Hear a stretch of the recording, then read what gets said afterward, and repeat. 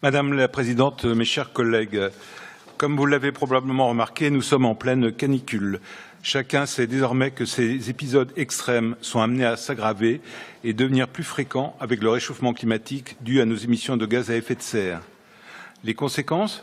Des températures intenables en ville où le béton et l'asphalte absorbent la chaleur avec des enjeux de santé publique importants, notamment pour les personnes vulnérables, personnes âgées, enfants, personnes à la rue. Pourtant, il existe des solutions simples qui permettent de répondre à la fois aux causes et aux conséquences de notre malheur, à savoir verdir notre environnement et notamment planter des arbres. Nous avons longtemps ignoré et abattu les arbres autour de nous pour nous développer. Des arbres si nombreux et tellement inscrits dans notre environnement que nous avons oublié leur rôle vital. Aujourd'hui, nous reprenons conscience des services gratuits rendus par la nature. Sachons valoriser ces services. Les arbres et les forêts captent et stockent le carbone, font baisser les températures de la ville, protègent et renforcent la biodiversité. Ils créent des filières économiques locales vertueuses et recréent du lien entre les lieux urbains et la nature.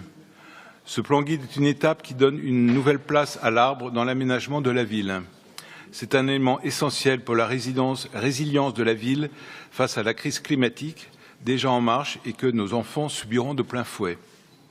La mise en place de 3 sites pilotes est un début, mais il ne vous aura pas échappé que seulement 350 hectares sur 1400 au total sont des espaces boisés. Il reste encore du chemin à faire pour reboiser certains de ces espaces et travailler sur les espaces agricoles dont beaucoup produisent encore en conventionnel.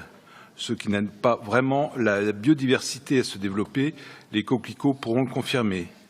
Et c'est là que la métropole sera mise au défi de la cohérence entre la réalité de la crise climatique, les cartes qu'elle propose et les actions qu'elle met en place.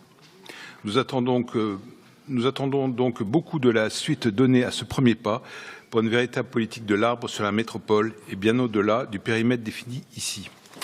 Nous voterons donc cette délibération.